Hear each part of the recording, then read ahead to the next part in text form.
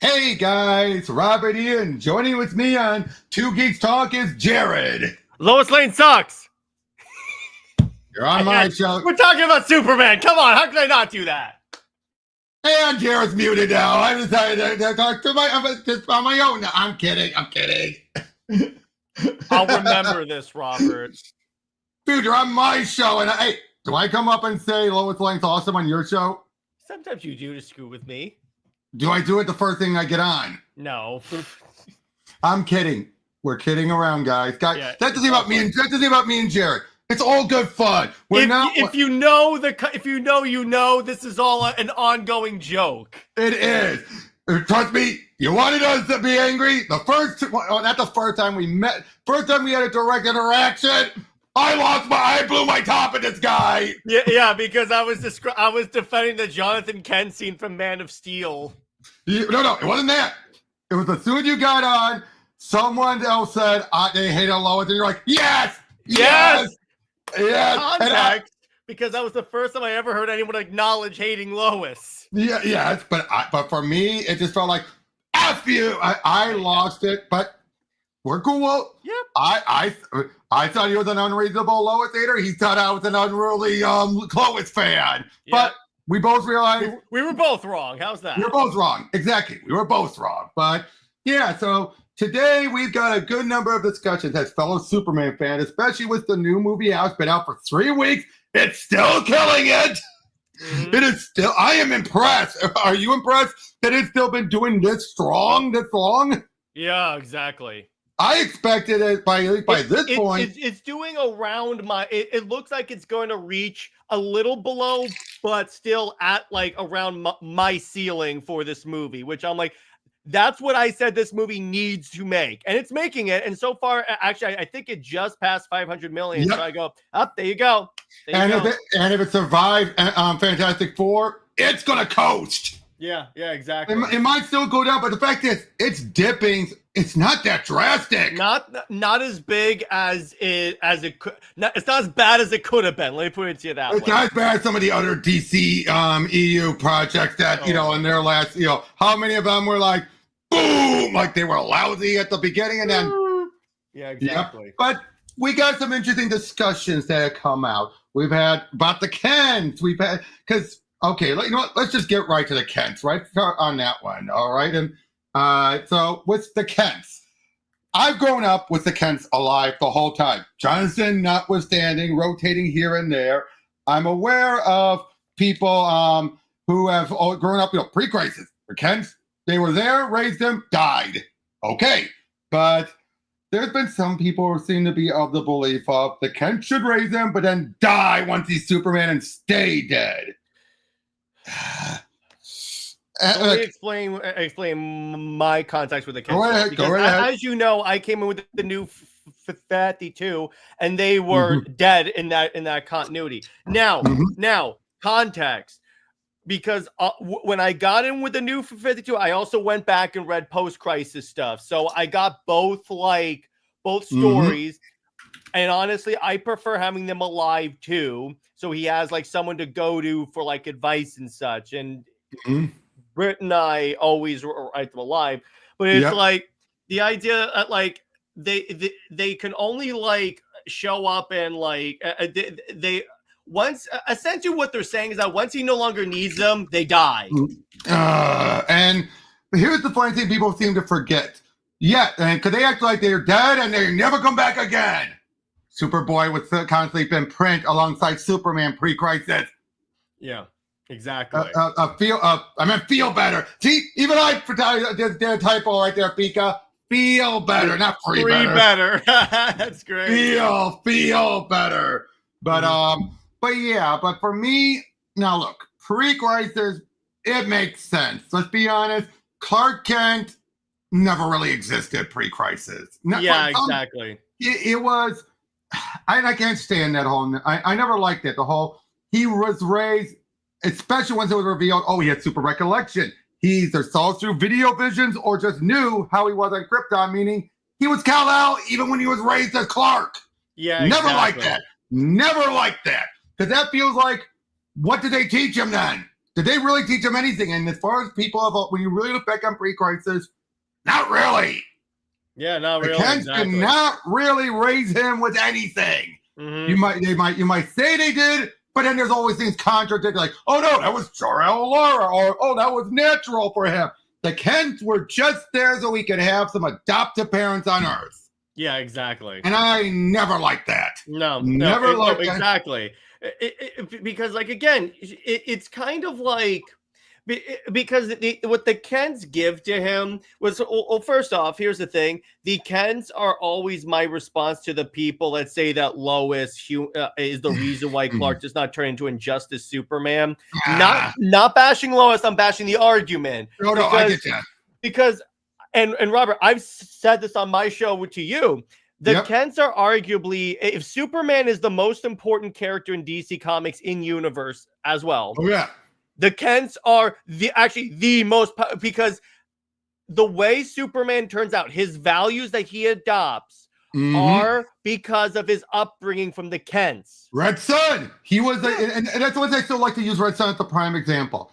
He was still a good man. Yeah. He just had communistic values as opposed to capitalistic values, and thus he thought the nation, the people were bigger than anything. You have to cater to the people equally at all the downfalls that communism has. Yeah, exactly. But he was still a good man deep down. It has to be something that has to beat it out of him for him to become a monster like the dark side, for example.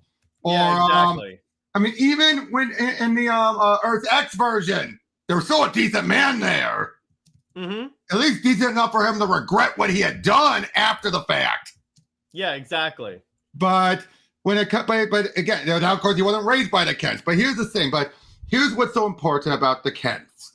They are there for a hit, not just to raise him and all that, but even then, afterwards, you need the Kents there so he can have someone to go there and be himself around, even before he tells Lois. Yeah, exactly. You need that. Now, you didn't need that pre-crisis because, like I said, Clark didn't really exist. Yeah, I'm with you on that one. Clark was just a fiction. I hate that that's the version that Kill Bill was talking about. Whenever I hear people say it, they say, oh, it's full of it. No, that was pre-crisis. Because I can believe that's all Quentin read. Yeah. Because when you look at it, rarely was Clark ever really important beyond the disguise. Again, even when he was Superboy, they were just there. They were his parents, but what did they do there besides be parents? But post-crisis is when it started to give us, first, it's what gave us that Clark. Now, I know you will argue with it, but what I mean is Clark was an actual a character. Yeah. Okay, I'm not saying I'm like, can you make the argument which is more important? Yes, you can. I'm just saying, but from post-crisis, for good or for ill, Byrne made Clark a character. Then and Kal-El, basically Kal-El is when he's Superman. Clark Kent, he's Clark Kent. Yeah, that's the best way you can look at that. And basically, how much did Clark Kent exist in this? Okay, 78 is an exception. 78, I will give it an exception. 78 was actually a prototype for post-crisis. Yeah, because Clark Kent as a character was very much a character in those movies. Exactly, but in the comics, not at all. Not at all. But yeah, so in many ways you could even he says how long he spent in the fortress being educated by the AI Jor-El before, but you still had Clark beforehand. Yeah, exactly. That was something that was introduced. Because once 78 introduced that and post-crisis like solidified that as the, for lack of a better term, balance, if you know what I mean. That has been a consistent thing in, I would argue, all iterations of the character. By the way, apparently, interesting thing I found out. Apparently, that was more Wolfman's idea and a few other creators' ideas before Byrne. From what I've heard, Jeanette Kahn, Wolfman, and a few others came up with a lot more of the ideas that Byrne was just going along with. Interesting. So, including the whole only one Kryptonian and everything, get rid of Superboy, none of that was Byrne. Because Byrne has been on record saying, If he could, he would have kept Superboy. That's interesting. I didn't know that. Yeah, and that's also why Paul Levitt kind of had to, he was a little annoyed, but at the same time, that was on orders from Jeanette. Mm-hmm. But again, with the back with the Kents, you need someone from post credits onward, following that template, you need someone for him to go and talk. That's why you had he was overwhelmed, and it's like they all wanted a piece of me. What would he have done if they weren't around? He didn't have the fortress. That wouldn't come around to the Eradicator Day. What would he have done? He would have been miserable. Yeah. He would have no one to tell him what to do to help him out in those early days, which he needed. Mm-hmm. It's heavier, the whole Legion and everything, the continuity stuff. Again, that was fallout from everything. And again, Barnett said, if he could have, he would have done more with it. But unfortunate, but like I said, they have the Kenter because, like I said, I've always said, there's three facets of Superman. Clark, the milksop, the disguise, Superman, and then Clark Kent, the real man. Yeah. Or Clark Kal-El Kent. How about that? Yeah. All right, so you have a balance. And you need someone for him to be that way around. If he doesn't have Lois, if he doesn't have anyone else, besides Lana would be the only other one, but Lana, as we already would know, that you don't want to put that pressure on her. Yeah, because he already put too much pressure on her as it is when he said, I'm actually Superman. Oh, see ya, I'm out of here. Yeah, I'm an alien from another planet that has the powers of a god. You just slept with a god. Yeah, see ya. Because they did. She was his first. That has been confirmed in many iterations. But anyway, I don't get why people feel like they should stay dead and then Superman should be alone and murder. Because that's what I know is a common. You know why, again, Robert? This is the extreme Lois fandom that want to make Lois the central part of her life. I don't think it's just that, dude. I do not. I think it's people who feel like the alien side is more important. Him being alone and disconnected and just being miserable. How about we compromise and say it's a combination of the two? It could be a combination, or it could be both sides are in the same one. Because as I've told you before, when it comes to the Lois fans, I don't see it as frequently as you do compared to seeing it the other way of them wanting him to be miserable or feel like him being that way is the only way. Because they want to be more like Spider-Man, where it's like he can't have any parents. It's like, why not? Because Batman doesn't have parents. That means Superman shouldn't? Just because this is my biggest issue when you have creatives that are like, oh, just because Batman has this, then Superman and Wonder Woman have to have this. And I go, just because it works with Batman doesn't mean it's going to work with Superman. Exactly. And like I said, the Kents have been around longer than they've been dead. Can we agree to that? The Kents have been alive far longer than they were dead. As far exactly from take it back. They're not there yet. If you go by 39 to 85, that would have been around 40 years. Okay. Nearly 50 years. We're not there yet. That would have been from 80. We're 10 years away. Because it's 85. If you go by Crisis, you get my point. But like I said, I think we can just already summarize that part. The Kens being alive adds more. Yeah. It gives you more scenarios where you can talk about the human half, and maybe even you could talk about the alien half and like get the human perspective. Hey, you raised me, but I also have this other responsibility. How do I balance this? Exactly. And look at what's the recent movie. I was about to say, case in point, that scene with Jonathan Kent was like, perfectly summarize what they need. Even in the Snyderverse, when like Clark keeps going to like just Smallville to talk to his mom and like Batman versus Superman, he keeps calling because he's like, why isn't the world simple? And then she says, just make it simple. Yep. Although I don't agree with the whole or give none of it. That part I didn't care for. The whole like either do it or not at all. Like did not care for but that. The point is he goes to the last remaining Kent. All of the good versions of Superman do this because they recognize that hey, you because here's the thing. There's stuff that like Lois or even the AI Jor-El is not going to know. Exactly. Oh, that was by far one of the few downsides I would have for the Reeves movie, or other versions. Having AI Jor-El know so much. Yeah, because he doesn't know that much in the comics, if I recall correctly. Exactly. And that was when I know my friend Exalted Speed, who I had on last week, he stated that's one of his reasons why he doesn't mind what was done in the movie. In that, it kind of cuts that off at the knees, the whole notion of having Jor-El have the sage advice. Yeah, but you didn't have... But oh, no, I agree. No, he doesn't mean it was good. He just simply says, on the surface, it kind of gives one of the things he wants. He doesn't like it. Yeah, the difference though is like that wasn't Jor-El like an actual sentient AI. That was just a message left. Oh, agreed. Completely agreed. Yeah, Debbie has a good point.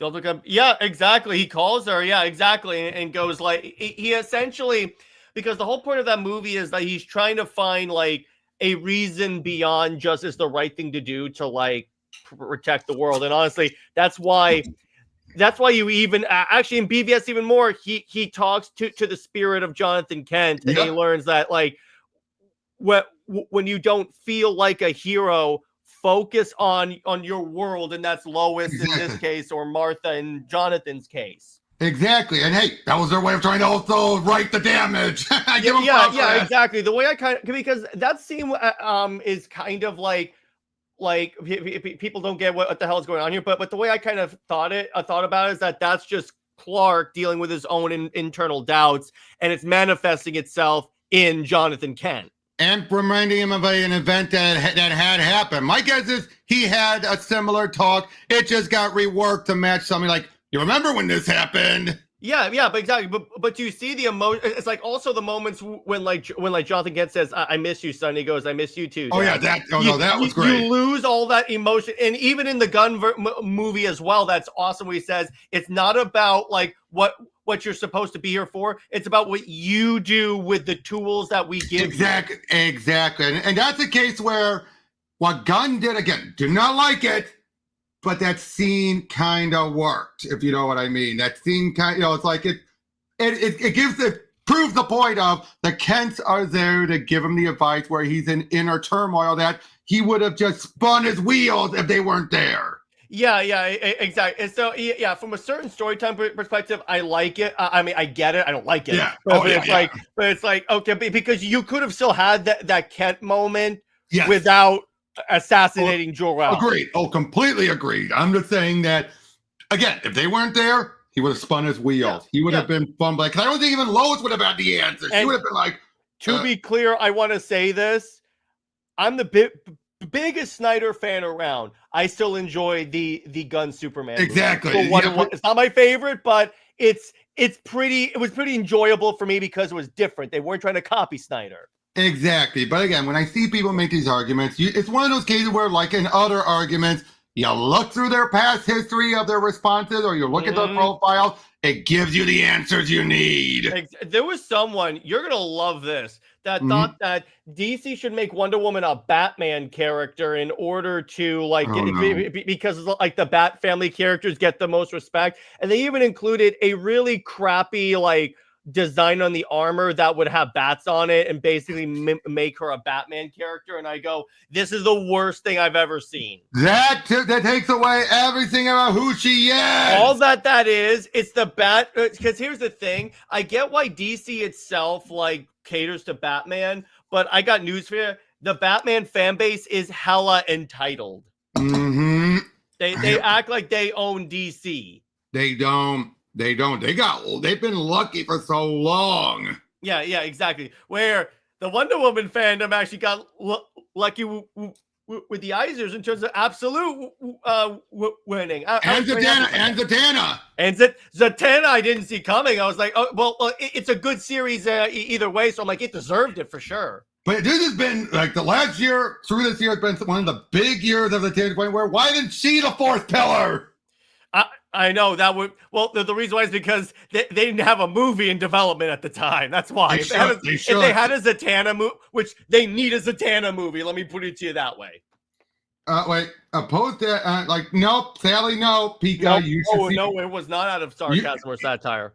You should see some of these people. Like, of course, there are some people who think give Diana a girlfriend and everything will be all and better. all the problems will be resolved. I know, and I'm like, that doesn't change the fundamental like non-priority they give Diana, and that does they treat it like if DC did that, all these fans would come rushing in, and all of a sudden Wonder Woman would be a top-selling book. It's not that simple. And it happened with Marvel when they've done it. No, or with John.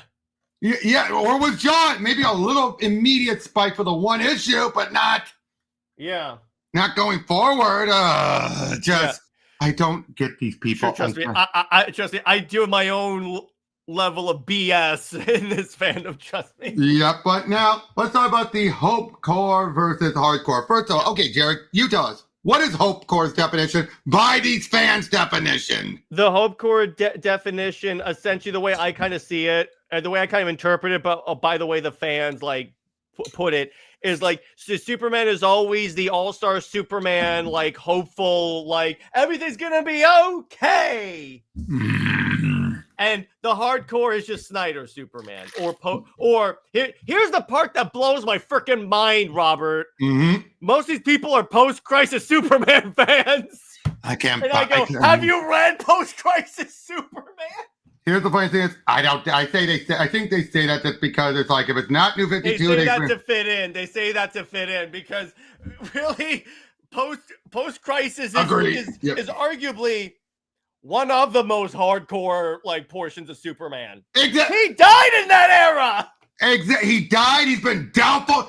He's been doubtful many times. Not. Our world's at war.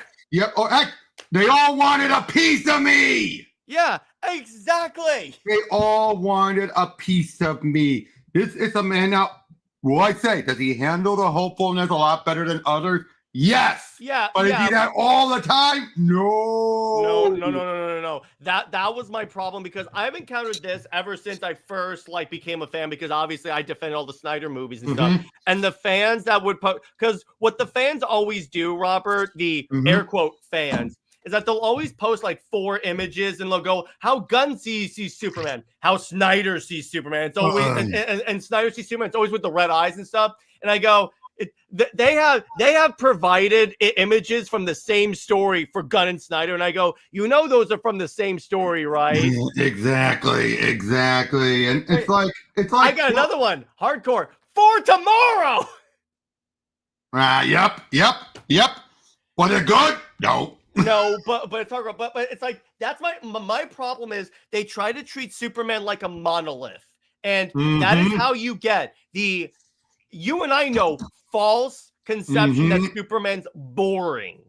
He's not. Again, the people who think he's boring are either one, they have the same mindset of Lex Luthor, that no one can be perfectly good, or two, they're the ones who are like, they want nothing, like they want Homelander to be their Superman. Yeah, exactly. And the amount of people that basically equate Henry Cavill Superman to Homelander. I go, I'm not.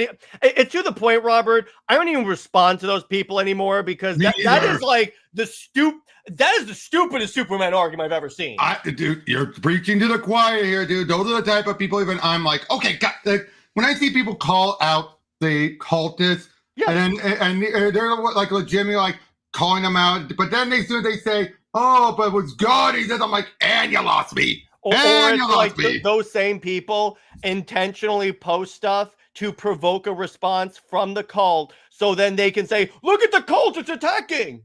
Exactly. I mean, you saw some of the cult do some crazy stuff, absolutely. That one guy going to the panel. Yeah, I know. But the point is, it's like when you treat Superman like a monolith, that's where the problem is. Because Robert, there was even hardcore moments in the James Gunn Superman movie. Yes, there was. Very much so. People also treat like Man of Steel like it's the darkest Superman movie. And I go, no, it's not. BVS was. They equate it more. They confuse it with BVS because BVS is ridiculously dark because it's really a Batman movie. Right. Exactly. And And here's the other thing. Like I said, I've said this before on your show. I haven't said it much here, but I'll be saying this to anyone else who's new here. Here's where I stand. The Snyder movies, like from Man of Steel onward, are good in a vacuum for me. I will defend them. My issues come from how things were handled behind, afterwards and everything. Like him snapping Zod's neck. Did that get resolved? It could have, but did it? Yeah. And here's the thing, Robert. It's like, look, and now that they're like as an Elseworld story, there's even less reason to get all worked up about it. Exactly. I don't get why people still do. I mean, okay, I know I get some people still do it either for clicks or because they're fed up already still seeing the reactions going on, which I can understand. I can understand that. The funny part is like these are the same people that keep telling Snyder fans to move on. But here's the thing, because there were Snyder fans that were like moving on saying, oh, I'm really excited for Fantastic Four. And then all of a sudden they're like, those Snyder fans aren't really excited for Fantastic Four. They're just trying to spike guns. You told us to move on. When you move on, when we actually do move on, you're like, why are they moving on? Yeah, no, and I get that. For some of them, that's exactly true. Then you have others who are a bit more plainly obvious they're not really moving on. And it's like the way I always deal with this, I always tell people, don't encourage them, just block and move on. You're done. That's it. Exactly. And that's all why people want is attention. If you deprive them of attention, they go away. I know. That's why I don't respond to them. I may look at them, but then I'm like, what's your issue, dude? What's your damage? Exactly. Again, like, for example, if someone just simply says, I don't care for Superman, I respect what you say, that's fine. Yeah. If they're the one saying, it sucks, and if you like it, you enjoy slop, then I'm like, okay, you don't know what the hell you're talking about. Or it's like on my side, I had people on my channel before that are like, hey, I didn't enjoy the Snyder movies at all. But you know what? I respect you enjoy them. So I'm like, okay. Respect meets respect. Exactly. Now, one area I would say is when you have people who say, I did not care for Superman until, sorry, we went down the wrong part too. Good. I think I did not care for Superman. Then Zach did it, and this is the definitive Superman. This is how it should always be. That's when you're like, whoa. Well, half of that statement is okay because, like, I didn't care about Superman until I watched Man of Steel. But it's like if you're saying that's the definitive take, because even that like more like dark-ish take on Superman was not going to be it going forward. Zach is clear that like in terms of the tone of Man of Steel 2, it's going to be more of like the classic type of Superman before he has that fall. Exactly.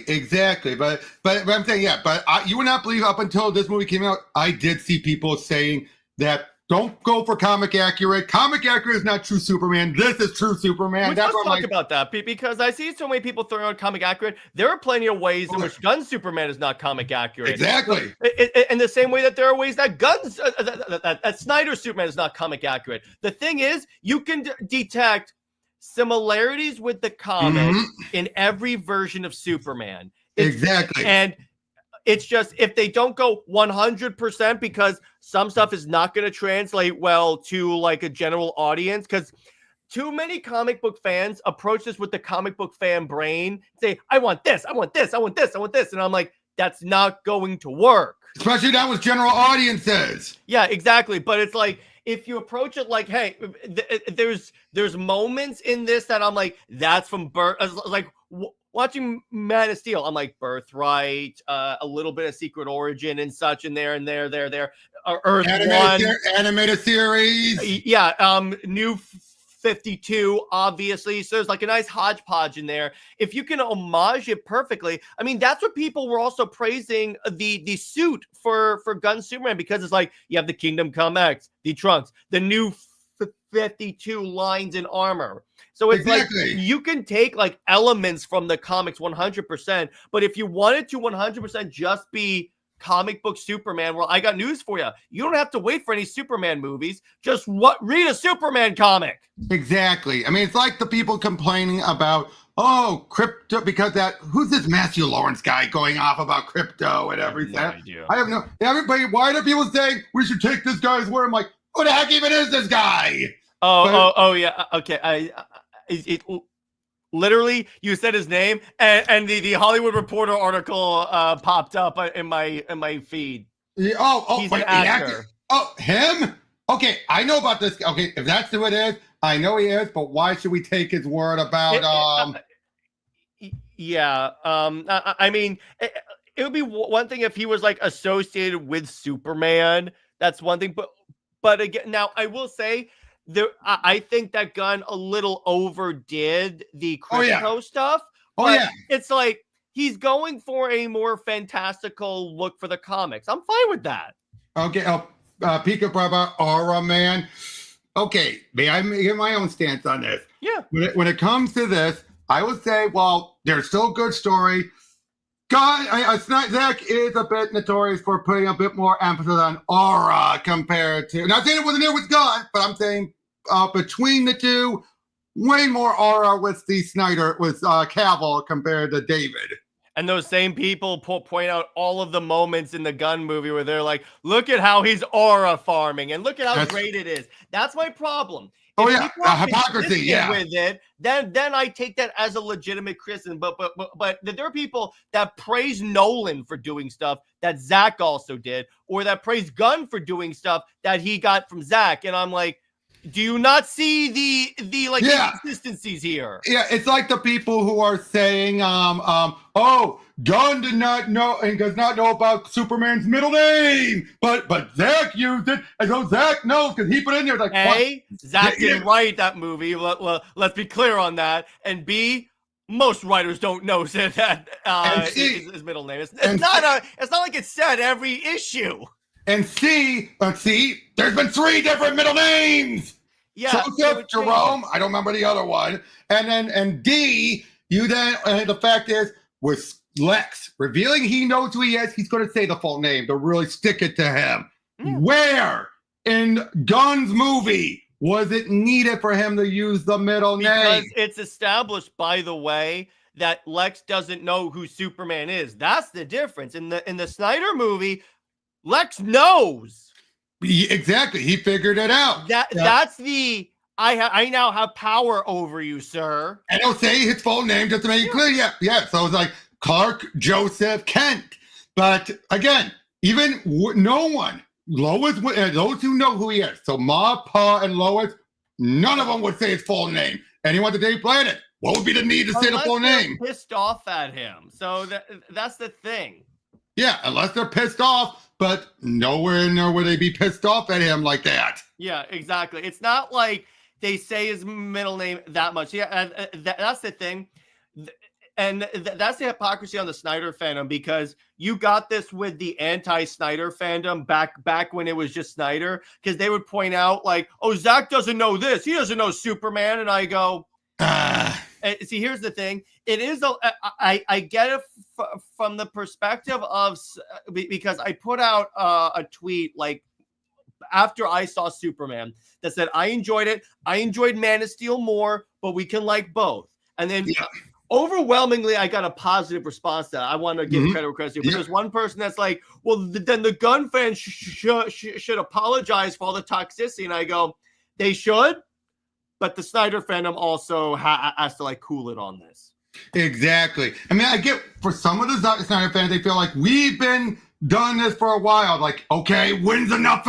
And we've been and we've been like screwed like a lot by WB. So I'm like, I knows that. Yeah, we have a right to be upset because 99% of the DCEU issues that Snyder gets blamed for is WB's issues. Stop with Henry. Gunn was in a corner for that one. Gunn was basically pushed against the wall for that. Could he have done a little bit differently? Maybe, but at the same time, I'll be honest, I think a majority of people would have made the same decision he made. Yeah. Was it the right decision? No. Probably not. And yeah, definitely not. But most people would have made the same thing when they're just coming on. Yeah, but again, it's like that's it. That's the issue here, is that if you're acting consistently, that's what Britt and I point out all the time how there's toxicity in the Super Wonder fandom. Yeah, I mean, and here's another thing. You and I will both agree with this. Not everything in the Snyderverse was perfect. Killing off the gods. Horrible idea. or killing off Dick Grayson. That's the one they could have easily changed and stuff. So that was not that best. But yeah, when you kill off the gods, that significantly limits the amount of stories you could tell with Wonder Woman. Exactly. It significantly limits it. Setting it in World War I, well, I get why they want to set in the past.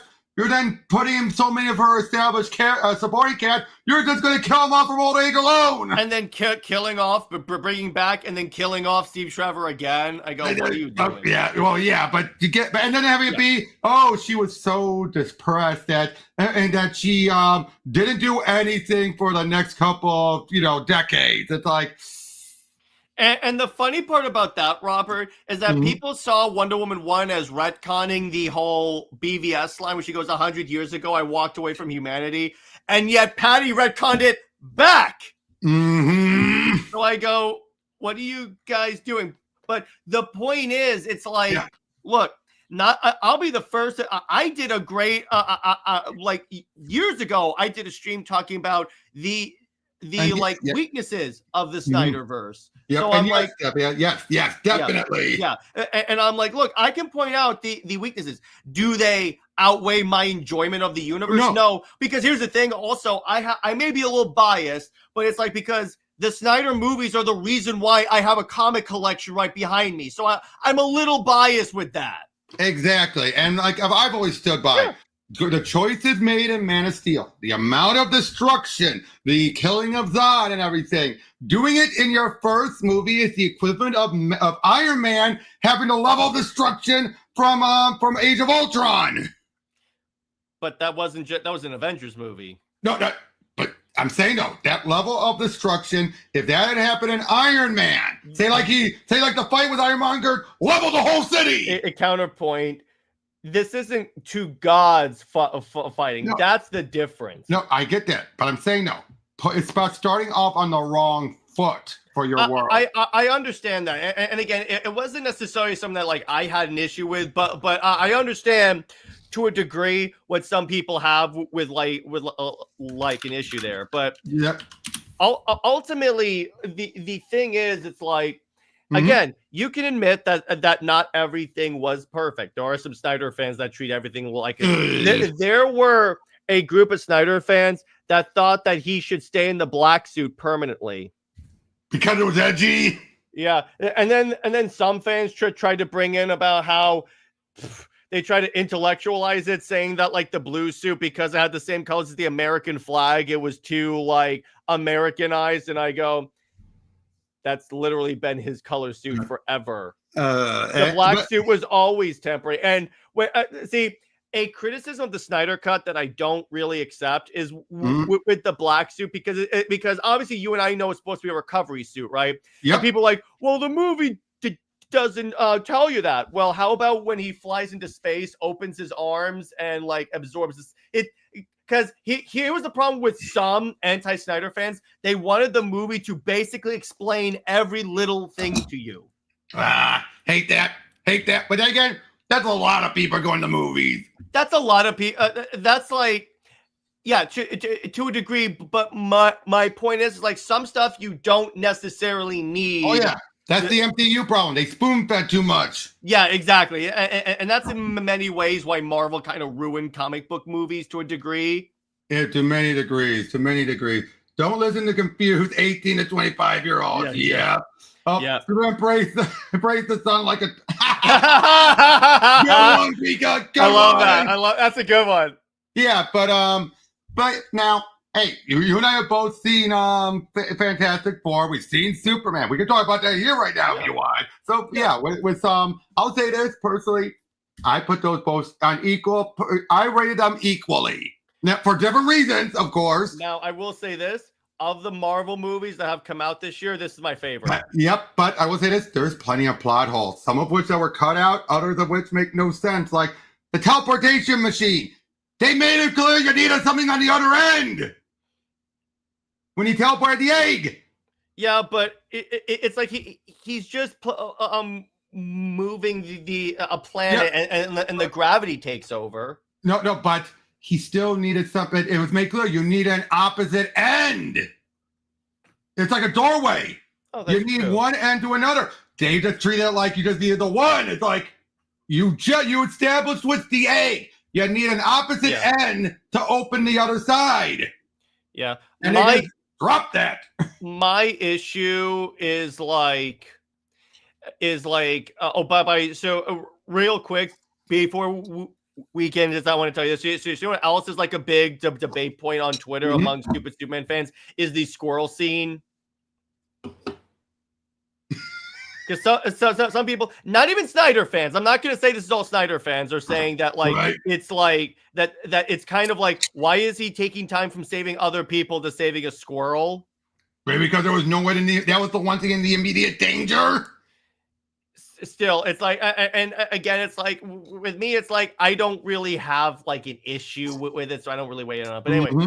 But I says my one problem with Fantastic Four is the all of a sudden like the Silver Surfer shows up to stop. Like, if she had shown up earlier in the fight and helped them, that's one thing. But it's like she's coming out of nowhere. I'm like, where the hell did you come from? That's exactly my problem. I said in my review was the fact that you had her like basically give them the word like either give up the child, okay, take the child and leave.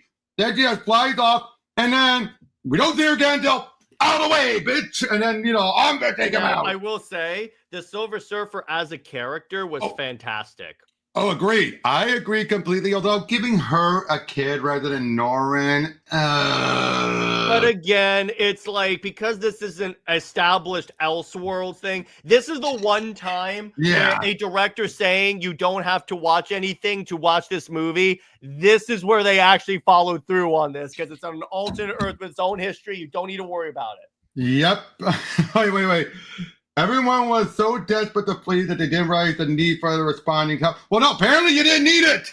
That's because apparently we're missing Galactus away, so you didn't need it. But it's like, why establish that you did? Yeah, exactly. But it's like with that, it's like, and I felt the movie was well casted. I enjoyed Pedro as Reed more than I thought I would. Same here. I'll be honest. I thought the powers looked really good. Agreed. Now they did. I did not expect them to Paul being the genius that well, but here's the thing. I think they went more for an autistic genius. Yeah, exactly. It was subtle. It wasn't in your face about it like you're so used to where it's like, I mean, again, you have to think of that moment where he's going about like, this proves the multiverse exists. Who wants to blow stuff up? That's a Reed like that. Sometimes Reed won't. There's some writings of Reed where he will be like, just keep on going and not even pay attention to the kids. Yeah. But then there's other versions. That's the point. There's different types of Reeds. Yeah, exactly. Everyone keeps on acting like, oh, it's only the one way. It's like, no. And also, what this movie is exposing is a lot of the, touristy Fantastic Four fans. Or like the ones that just play Marvel Rivals and think they know the characters. Wanda could handle it's stronger than Franklin. Franklin, to me, my Galactus. Enough said. And you keep believing that there were so many people saying, okay, ignore, and you can't use that moment. Yeah, you don't. You're saying that because you don't like that it's being used. Yeah, exactly. That's the thing. It's like when they say that we like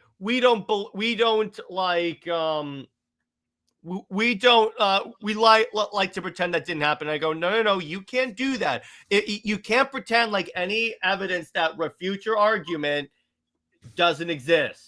Exactly. But yeah, especially when you have something like to me, my Galactus, that makes it very clear where he stands. And I got news for you. You just need a surface level understanding of how powerful Franklin Richards is to realize Wanda's not even in his league. Exactly. And here's the other thing people forget. Wanda when she did House of M, it was later revealed she needed another source of power that drove her insane. Not only that, she was crazy at the time. Well, I'm saying that drove her crazy. Yeah, exactly. So I'm like, it's like when you really go down the checklist of BS-ery, it checks every single thing. I'm like, tell me you just watched WandaVision, because that's the worst thing WandaVision did. And Multiverse of Madness is that now all of a sudden you have Wanda fans that think that she is like the most powerful being in existence. Exactly. When it's like Franklin blows her out of the water. Mm-hmm. Oh God, yes. And the fact that Franklin was able to recreate Heroes Reborn, the original Heroes Reborn, all Franklin. They were trying to say once that Wanda could body Superman. They tried to say Wanda or Wiccan could body Manhattan. I know. It's like you do have the other issue is like it's a lot of like it's not only tourists, but you also have Marvel fans that think Marvel is like the best and the only way to do things. We have even Gail Simone say to a bunch of TikTokers, stands or whatever. No, none of those are true. And then people are saying, you don't know what you're talking about, saying, oh, shut up. Yeah, it's a lot of because what you have eventually is that it's like, I think CBR at one point did an article talking about how, like, when you look at it, about 99% of the accounts that just say blank loves comics, it's like someone's name loves comics. Chances are they don't read the comics. They just post random panels and then pretend like they actually know the books. And that's what you get with some social media like people that like are outwardly into comics that have these big platforms, because all they do is they find what are people saying that I can capitalize on, and then let me base my opinion on that. Okay, here's one though, that from that tweet. Rogue versus Wonder Woman. Rogue wins, high extreme difficulty. That one's by far maybe the closest of the four. Depending on if Rogue is able to touch Diana frequently enough.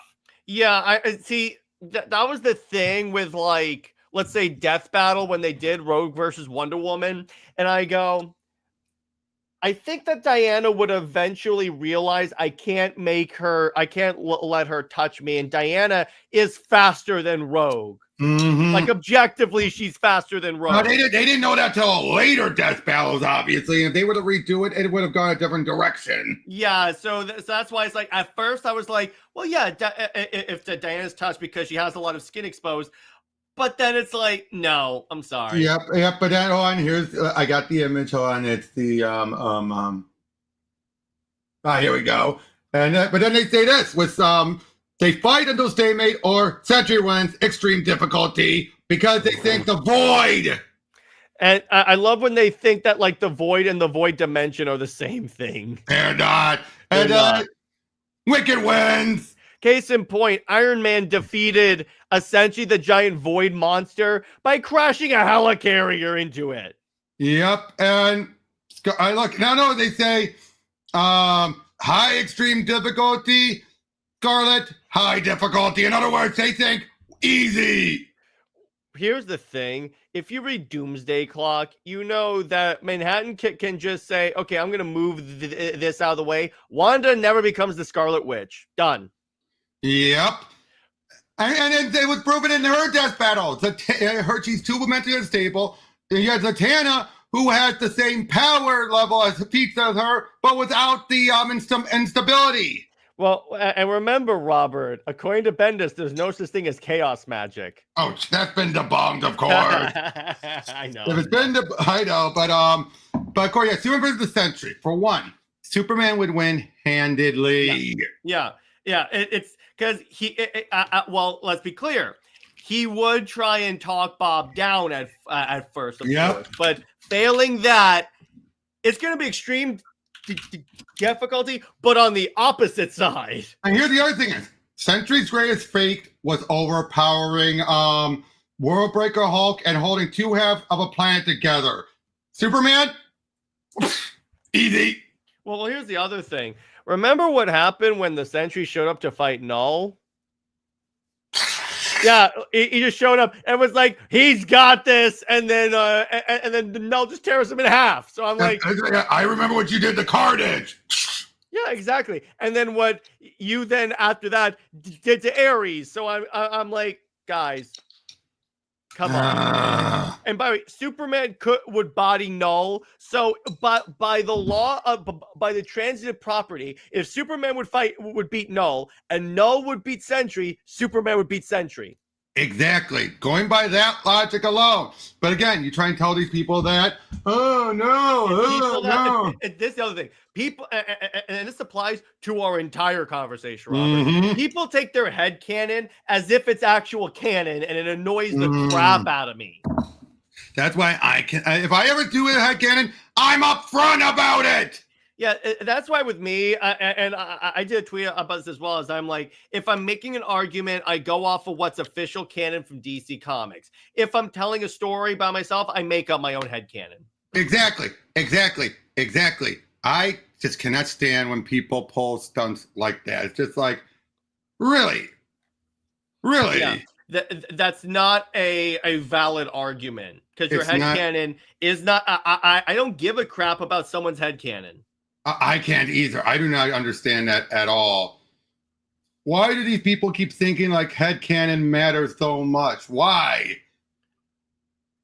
I don't know. It's really like the shipping. It's the shipping stuff. It's the exact same thing with shipping. It's the shipping as well, because people because essentially the shipping argument is like, look, they looked at each other, they're in love, or they're friends, they want to bang. Yeah, exactly. And I really hate that. And then when you challenge them and say, I don't think so, they accuse you of like being homophobic and against representation.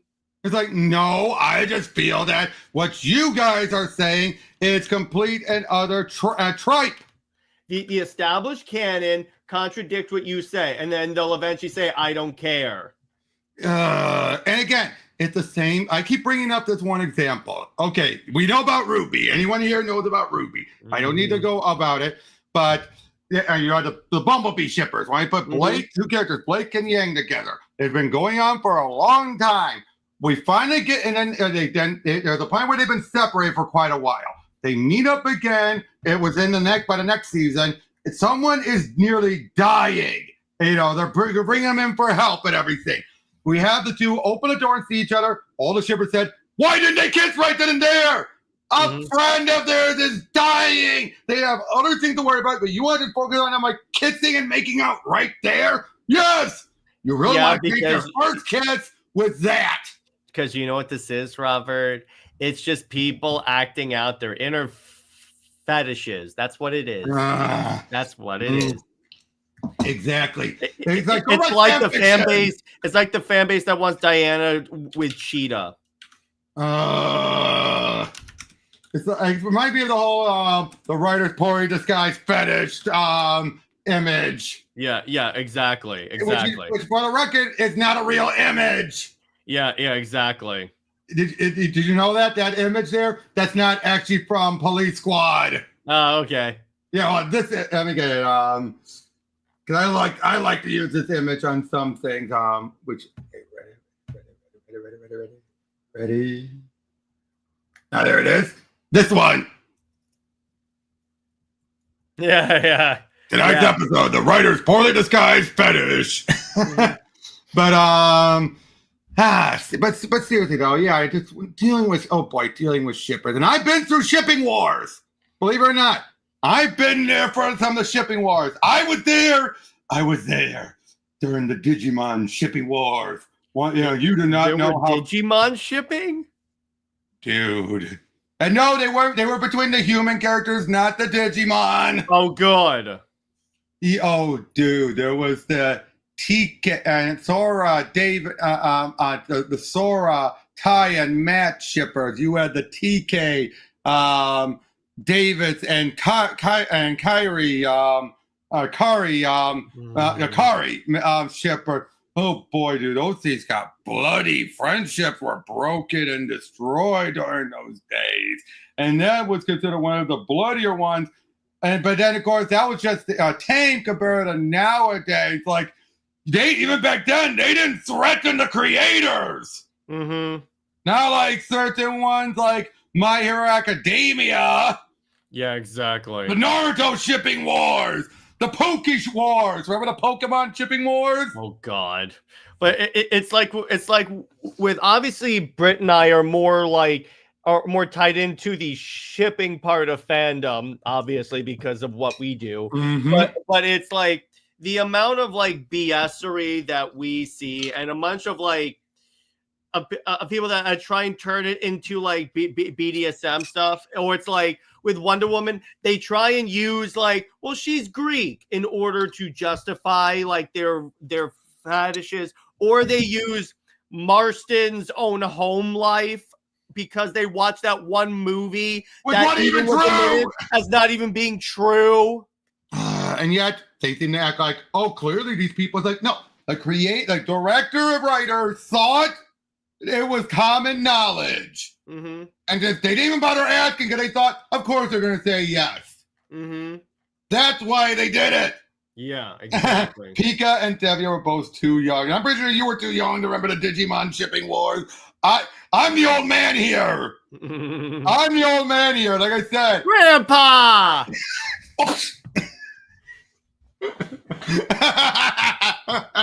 My grandpa hit me. It's called discipline. Your discipline sucks. No, you're just too soft. Got you there. That's good. I love that. But as far now but boy, we are all over the map now, aren't we? Yes, we are. Yes, we are. That's Superman. That's Superman. Back to Superman. Back to Superman. I would say this though, because I do want to stick with all of the shipping and everything. Yeah. When asked about Wonder Woman, how would they react?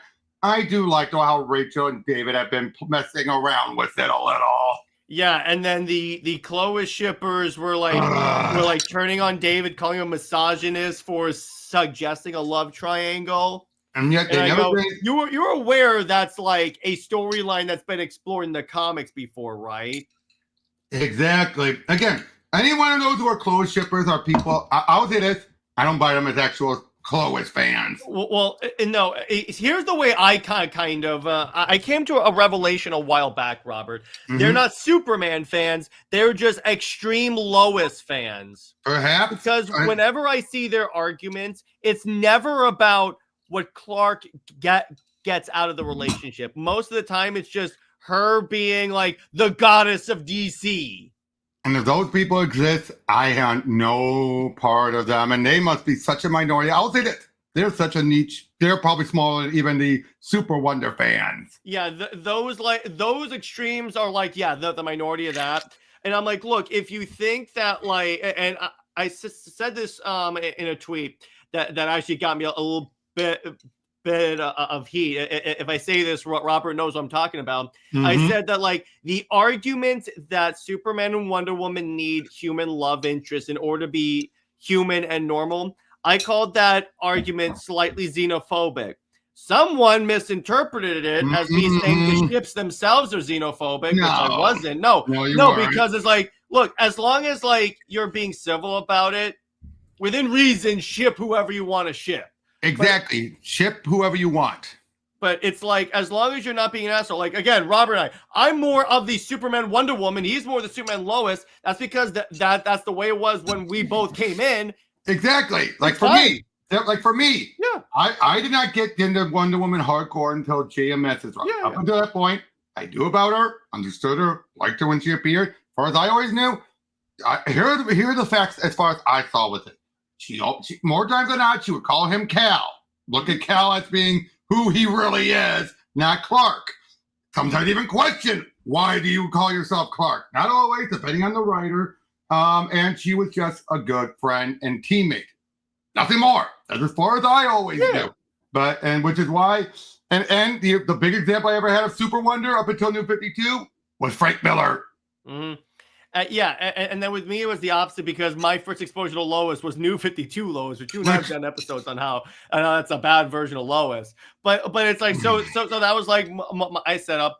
And honestly, you've shown me good stories with her. Mm-hmm. It still hasn't changed my opinion of the character. But it's like, look, it's like, I get it. You have more of an attachment to her, and that's totally fine. It's like, you're allowed to do that. Not everyone has to think like me. Exactly.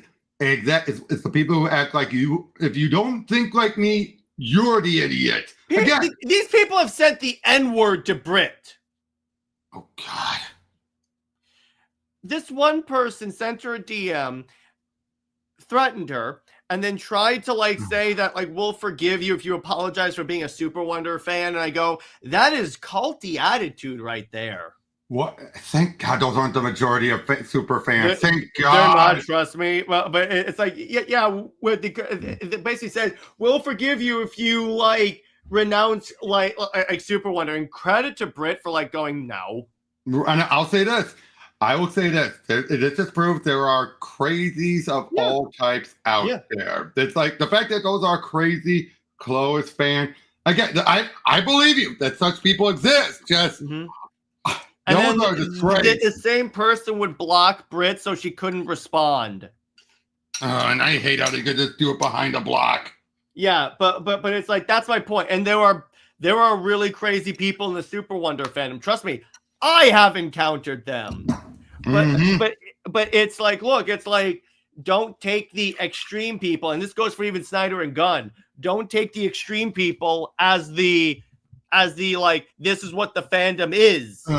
No, they might be the loudest voice. They may be now in the case of like the Snyder Cult, given how much they do pop up, and not all, some of them might be fakes, but not all. But given how many of them they do pop up, it makes it hard to make the argument. It's but the issue is eventually they go away, and this is why I tell people block and move on. But I'm like, also, if you're someone that complains about toxic Snyder fans, but you yourself post stuff like scenes from Man of Steel and go, why did Snyder do this? This was stupid. And then you complain after the cult comes after you, you're asking for it. Exactly. It's like me when I post like fun tweets about, oh, Lois Lane sucks.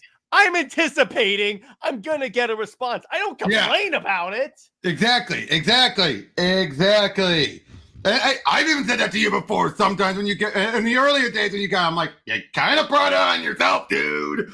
Yeah. In those earlier days. And I acknowledge that because that's what I'm going for. I put out a video last week talking about why Wonder Woman's a better superhero than Batman. I knew I was going to get some backlash. Yep, exactly. And again, some of those extremists. This is great, Robert. You'll love this. 2 weeks ago, I did a video on why Wonder Woman's a better hero than Superman.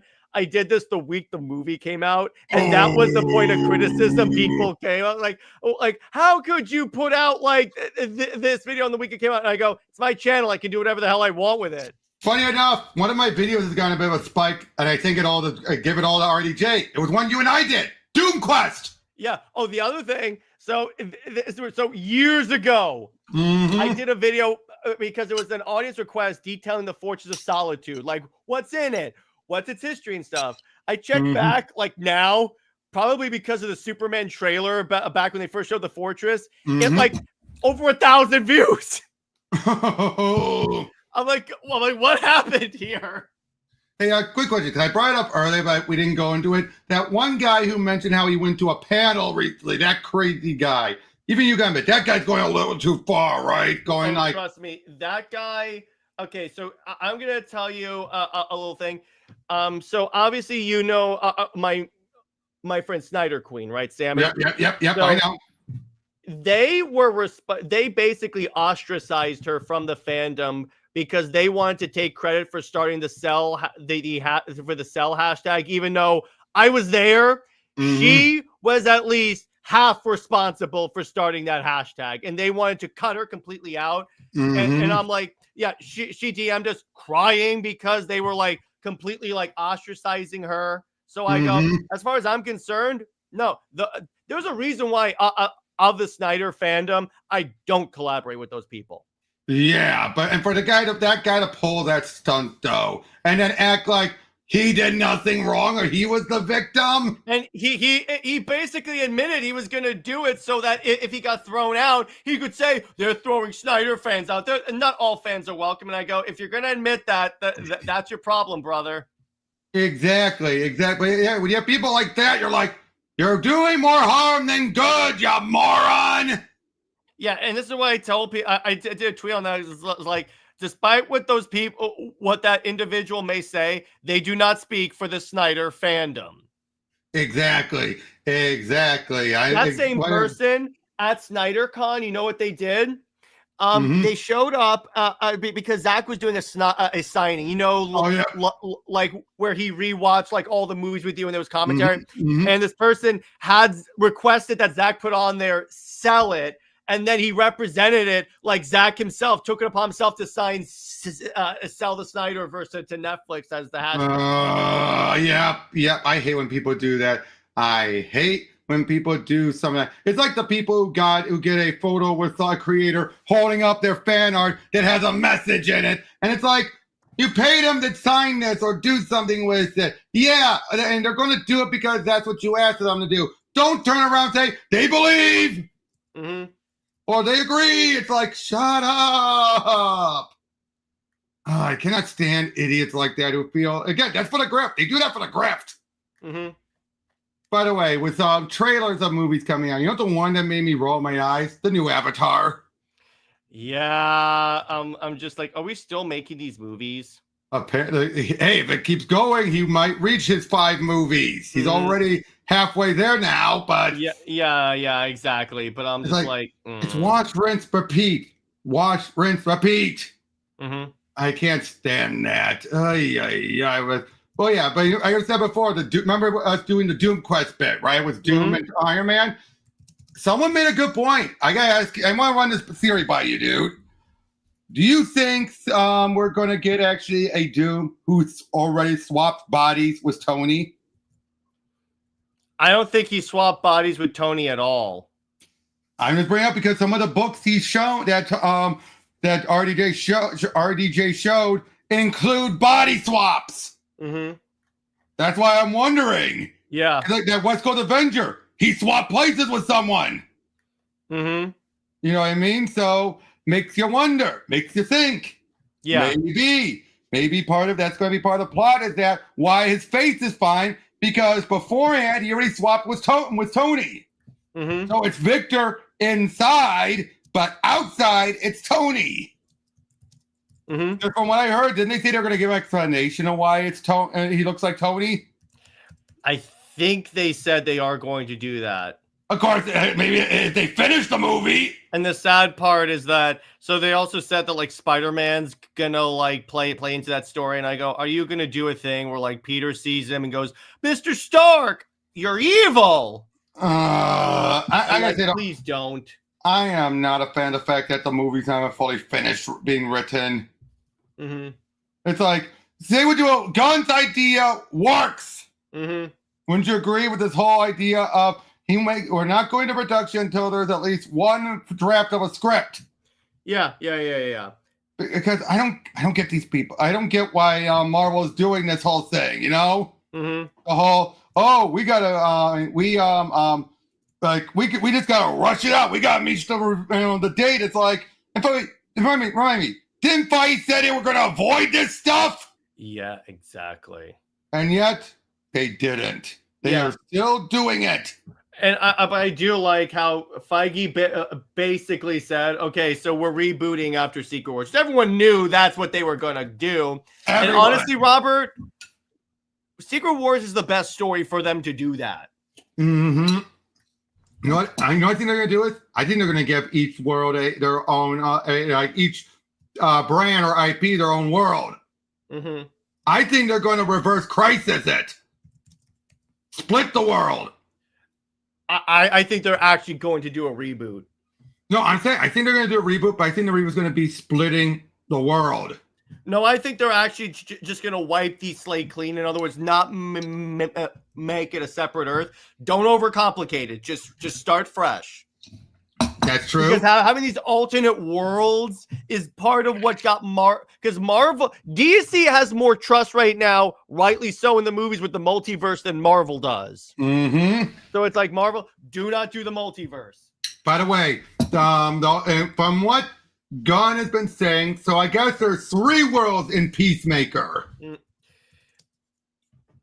In terms of 3, yeah, but I think, because from what he said, it's like he said like the alternate worlds thing is not going to be the explanation for why for the DCEU transition, but he says he's going to address it. But I'm like, dude, you're overly complicated. Just say he crossed over. That's easy to do. I think because he also wants him to go to another world, which I posit. The one where his father's a good guy is a separate world.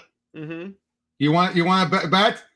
Like the one where his father is a good guy, or they're on good. Oh yeah. That itself is a separate world. That's a third world. That's a third world.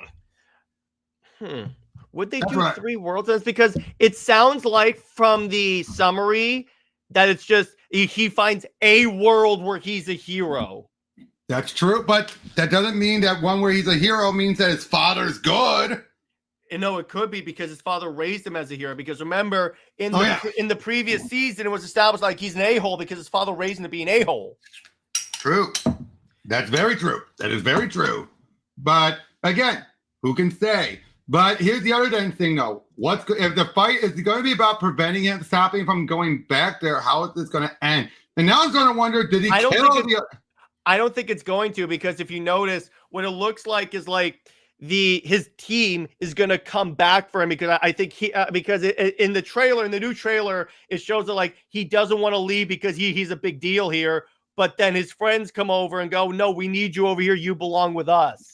But the other thing though is you have the Rick Flag Senior in both worlds. Now, seems like it's the one from his world that's hunting him down. The one from the DCU, while still bitter, not as much so. Yeah, so the way I kind of explain that is like maybe that's part of why he wants to escape, because you can tell in like season 1 that that killing Rick Flag like affected him big time. Again, I'm just curious now, Mike. Now I'm starting to let's assume he's going to kill his other self. I think he's just going to make his other self lost. Yeah. At first I thought he was going to kill and replace him. Now I'm not so sure. Honestly, it would be hilarious if he just hog ties him, throws him in a closet, and then forgets about him.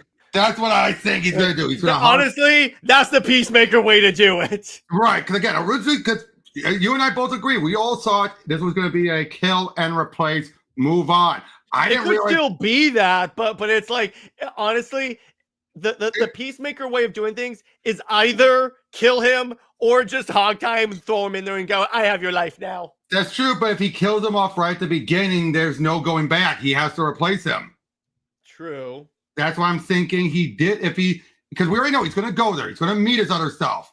But if they kill him, he's it makes the whole you got to come back worthless. Honestly, I think that what they're going to do is addressing like the other Peacemaker is going to be at the end of the season, and the rest, because they can have fun hijinks where like, oh, there's 2 Peacemakers all of a sudden. That could be true. That could be true. And then he just showed it right off the bat because that's going to be the easiest way of spelling things out to everyone. Mm-hmm. Yeah, it all depends. For all we know, they could open up with the 2 meeting and he's pointing a gun and he then hog ties him. Mm-hmm. But I don't think he'll kill himself. I think by the end of the first season, he's going to killing right off the bat is not an option for him anymore. Mm-hmm. I would say so. Yeah, it's no longer an option for him. But particularly if he goes back, and this could be like a way that like I have a feeling that is DCEU Peacemaker. He crosses over, and then that's like Gunn's saying that's like Gunn's way of like handing off the torch. That could be true as well. And then he still goes back to his world. Yeah, and exactly. I think DCU Peacemaker will continue on forward. We're just using this to explain the change and the differences. Mm-hmm. Which is what Gunn said it was. Mm-hmm. So, yeah, I think by the end, I think this might be the last season of Peacemaker. Yeah, I could. I would say it's probably going to be that. And did y'all see that, like, Gunn basically confirmed that Authority was canceled? Pretty much. To which, to be fair, I saw that coming. We saw that coming. I saw other people. Now, did it kind of make him using engineer a little worthless? He was banking. He was hoping, but they can still use her. They can still find a way. Just, I think basically. I just wish they had just used Mercy Graves, because that's the role that the engineer was playing in that movie. Oh, agreed. But hey, it's one of those cases where he was probably felt so strong that it could work that when it didn't, it's like, But Yeah. it's not so ingrained that this is not an Adam Warlock. But at least say that this is not an Adam Warlock. No. Where they're kind of stuck with her. No, exactly. Because that was. I don't blame him for being upset about that one. Mm-hmm. Yep, but I could see maybe part of the elite and stuff. Maybe, but and yet no, this is not Crisis on Infinite Peacemakers, not at all. It's more Crisis on Two Earths. Mm-hmm. But hey, I gotta ask you, what's your thoughts on Ultimate Spider-Man ending? Coming. Okay, are they gonna kill him again? No, I don't think so. I really hope they don't just kill him again, because it's like, just have him go off in the sunset with MJ and the kids. Here's the thing. I think we already knew it was going to be 2 years, and the fact each issue represented a month, it was going to be 24 issues. Mm-hmm. But I think they're just ending it. They're going to do Ultimate Endgame, and then Hickman is done, but the world's going to keep going. Mm-hmm. I don't think the world's going to end. Now, they bring too much into it. My problem, and it's been too monetarily successful for them to cancel it. My situation is, you're gonna have a right coming who's gonna say, I'm just gonna get a divorce. You want to bet? If they do that, watch the sales of Ultimate Spider-Man. And Brevoort's gonna celebrate then, right? Oh yeah, and then he'll be like, Ultimate Spider-Man's a great story that really tells an effective arc. You should love this story. Exactly. That's like, oh, you guys wanted to give him a divorce? We gave him a divorce. Like, we wanted you to do that, not have to deal with the devil. Yeah, get rid of the deal with the watch. I could see Brevoort doing the deal with the devil in the Ultimate Universe. Just to stick it to people. Trust me. Brevoort is that, like, petty. Oh, the entire team is that petty. Again, look at everything done with Paul. They make it, even when they make it clear he's the worst guy, his device nearly gets MJ killed. What about my feelings? Oh, yeah, we should be. You're right, everyone. And it's like, he's right. What about his feelings, MJ? Hey, yeah, I'm sorry about your feelings, Paul. Even though it's like, he nearly got you killed. Mm-hmm. I cannot stand that. I cannot stand how the writing is basically like, he does something horrible, but yet it's like, but his feelings matter more than MJ's life. Yeah, exactly. Anything else have been announced at San Diego you're interested in? Well, Captain America Aliens. I'm like, what? Yep, we got the Ratsies experimenting with aliens. Which, let's be clear, as soon as I heard that concept, I'm like, yeah, that tracks. That makes sense. That does. And different writer, Frank Thierry, good guy. Kind of a workhorse, kind of a writer, if you know what I mean. We also have Alfred's coming back as an AI.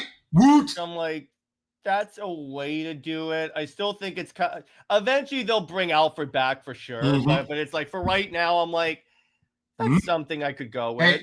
If an AI Tony can come back to life, why can't Alfred? Mm-hmm, exactly. Trying to think about what else was announced. Any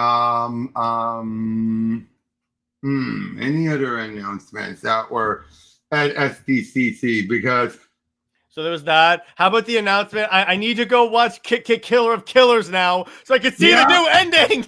Yep. I saw it. It's only a few seconds long, but I saw that.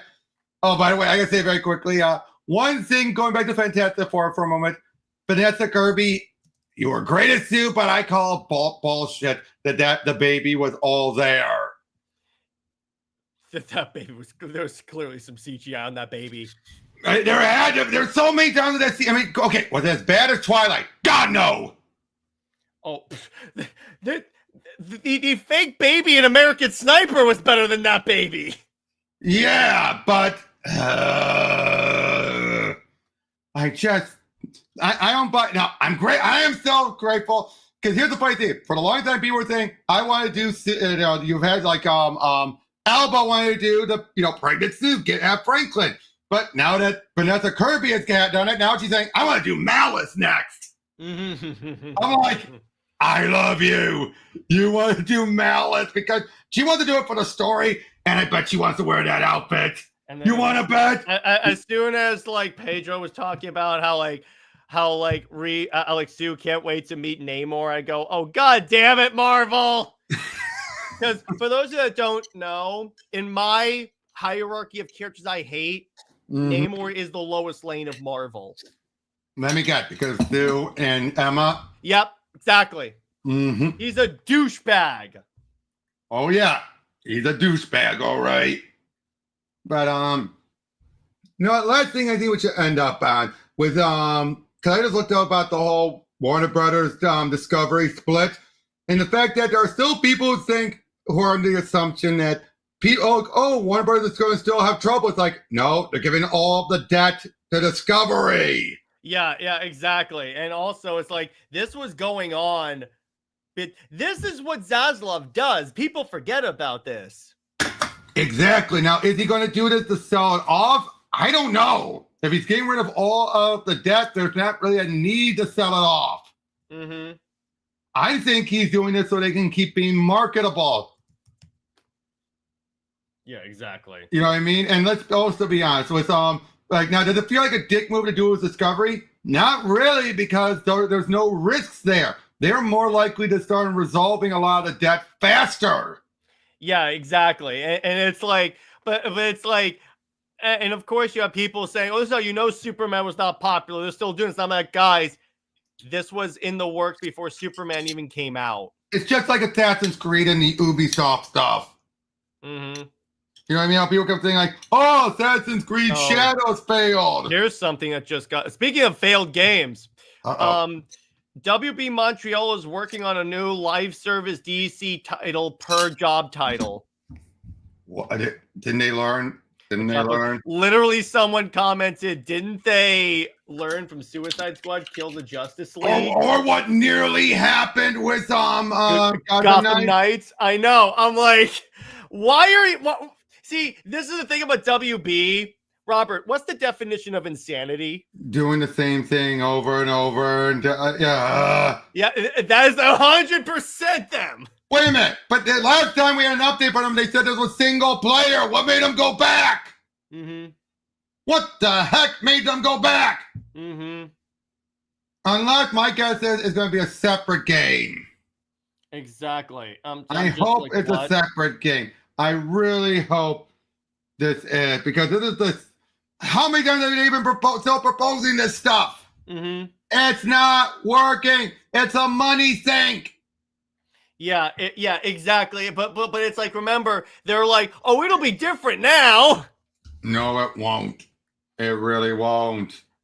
But that is just like, as soon as I see that, I'm like, oh, god damn it, guys. This is why, for the longest time, I didn't think Superman was going to be as good as it is, because I'm like, I don't trust WB. It's not a James Gunn thing. I just don't trust WB.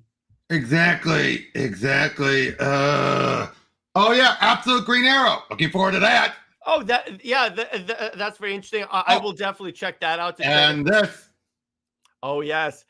So it was an actual comic. Yep. I showed you that. So it's kind of funny. Sal from Comic Pod pointing this out. So now Frank Miller's Batman has fought Spawn and now Old Man Logan. Oh man, that guy gets around. Yes, we already knew that. Yeah, but I'm like, okay, that's interesting. I like that. But here's the thing though. Frank hasn't done anything with Wolverine since the Chris Claremont story in the 80s. But to be clear, here's the thing. If there's one version of Wolverine that's made for Frank Miller, I just hope they actually have an actual inker for him and not have him ink himself. I'm sorry. Give me Byrne inking himself over Frankie Boy. Or like, remember in Strikes Again when Lynn Varley is doing all those experiments in Photoshop and it ended up being like inked really weirdly? Yep. And then you see people try to do traditional coloring on it and it would have looked a lot better. Exactly. All right. Well, I think we've done enough. We've had a good time talking, Jared. Thanks for joining and Always a coming on. pleasure. Yep. Hey, we should do this again sometime. Yeah, I'm down. Yep. So thank you guys for joining me. Thank you, everyone else. We'll see you guys on the next one. Take care.